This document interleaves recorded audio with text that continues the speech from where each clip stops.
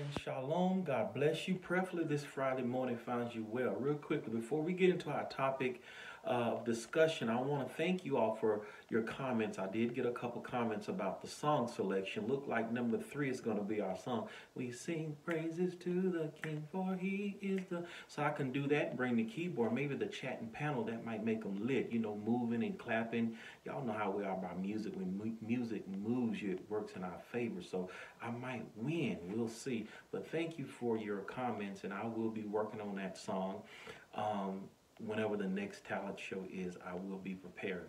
Again, thank you. And also thank you for coming out to Tuesday Night Live, yes, on the Smart Show. We talked about Uncle Sam, where's the prophet? We saw some of you come in, came in. Some of you didn't stay long. That was fine, because I did say come for 5 or 6 minutes to say hi, and you can keep moving. You have things to do. So you did stop by and visit. So thank you for that. Now, I want you to meet me next Tuesday. I don't know what the talk is going to be, but I will certainly let you know probably Tuesday morning when I do my morning nuggets upload. So thank you for joining this morning nugget upload. Tomorrow, of course, we won't have any Saturday entertainment nor Sunday service because it's Mother's Day. I will, however, upload a Mother's Day tribute. Yes, for that weekend. So hopefully you'll enjoy that. You can share that with your mother if you like, and preferably it'll be a blessing. So you saw the topic. We're going to talk about mothers for the next 5 or 6 minutes. In John 19:26 and 27, when Jesus was on the cross, he said, "Woman, behold thy son." And then he spoke to the person that was standing by his mother. The scripture describes that this disciple as the disciple whom he loved, which was John. John, the one who wrote the gospel. And he told John, he said, "John, behold my mother." In essence, take care of my mother. I'm going away. I need you to take care of my mother. So John took Jesus' mother home with him. That's a blessing. Now, we didn't see much coverage in scripture where Jesus dealt with his mom other than 1 or 2 instances, but that lets you know he was about his father's business. So really, he didn't come down here to get connected to the world and, get in family situations and things like that. He came strictly to do the work of his father. Now, many people might say, well, why did Jesus address his mother as a woman when he was on the cross? Well, friend, I did some research and it made sense to me. That didn't mean that Jesus was disrespectful. Jesus loved his mother. But what he was doing there, his mother was already hurting that he was on the cross and that he had suffered for many things. So what Jesus was doing, he was disassociating himself from the natural, because if he would have said, "Oh, mother, I miss you, I love you," that probably would have just, made the situation worse. Y'all know how it is. We get emotion when our children are crying for us. We just wreck shop to get to our child. So Mary probably would have broke loose and tried to snatch him down from the cross. So Jesus was like, "Woman, that's why he said that, I'm here about my father's business. Let me disconnect the natural here and let me slip over into spirit. Yes, I know this hurts my mother, but I have to die for the people. It had to be like this." So what am I saying, Pastor Nate? What's the message for the day? Jesus says, "Behold thy mother, take care of that mother." That means Jesus loved his mother, and he told John to take care of her. He couldn't do it, but he had somebody else to do it. Friend, let me tell you, take care of your mother. Honor your mother. We only get one shot at it. I take care of my mother. I love to do it. It's an honor. She brought me into this world. She gave me life, and I'm giving back. Do I have to? No, we're grown, but you know what? That's my mom. And when I go to these nursing homes from time to time and these different institutions where we minister, and we see the elderly people there from time after time, and they get no visitors. Their children, their grandchildren don't even come and visit them. Oh, friend, what a terrible situation.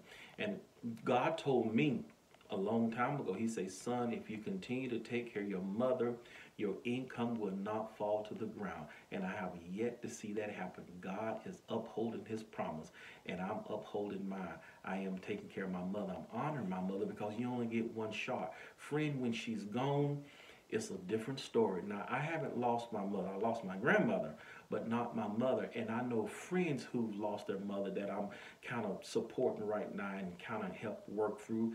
They love their mother, and they're really having a hard time right now. I really don't know how it feels, but I can only tell you by way of dealing with a close friend who lost, their mother. And many of you have lost your mothers. Many of you still have your mothers. I encourage you, if you still have your mothers, whatever the situation is, I know there might be some relationship issues. Try to get that right. Straighten that out. And you might say, Pastor Nate, that's easy for you to say. You don't know my mom. No, I don't. But one thing I do know is our mothers aren't here to stay long. And while we got a chance, we better get it right, right? And I know we might go before our mom, but typically parents do go before children. We do have some instances where children, unfortunately, go before their mother. But, just for the sake of argument, try to get it right. Find a way to resolve and love your mother's friend. I've seen it on a couple of occasions where people have talked to their mothers like trash and witnessed others calling their mom the B word and all different type of respectful things. And when the Lord decides to pluck that flower and call that mother home, I've seen it where that person that mistreated his mom, when at the service or at the wake, just laying over in the casket saying things, just hurting. And one of the sisters in the church said, she can't hear you now. She said it out of frustration because when the mother was living, one of the sisters of the church and the deceased mother, they had conversation, talking about how my son treated me, how she talked to her. So that's why she said that. And it really frustrated me because you talked to your mother so bad, you disrespected her and called her all types of names. But when the Lord decided to take her home, then you made like she was the best friend in the world. I don't get that. Love your mother while she's living. Give her flowers while she's living, because when she's gone, she can't hear the nice things now. Whatever you didn't do won't get done at that moment. Do it right now. And for those of you who don't have your mothers, just reflect on the good times, right? And, there are mothers of the church. There are other people. We always have play moms and different things all the time. There's some woman out there that will love you, trust me, and treat you like you're their son. We have it. It happens all the time, so you're not alone. So, and I understand you might say, Pastor Nate, you don't know what you're talking about. My mom gave me up for adoption, or my mom gave me away, or whatever. My mom was on drugs, she was on alcohol. But let me tell you something. Let's look at the positive in that. And I'm not trying to be insensitive now. We're just having a conversation. If your mom, God brought you out for a reason. He had to work for you because you made the cut. You came out alive. You're grown. You're okay now, right? And we can't cry with spilled milk. But check this out. If you're still holding that within you and you're still dealing with that, hopefully this will help you. If your mom were on drugs or whatever, or alcoholic, and couldn't really provide the care that the child needed and gave you away, wouldn't you think that's the best option? Yeah, your mom wasn't there, but you were with somebody who cared for you, who gave you the care that your mom couldn't have given you. So that was the best option. My idea is, parents who are raising children, because we have abuse and all that going on in the world today, and that's my prayer as an intercessor. I'm always praying for children.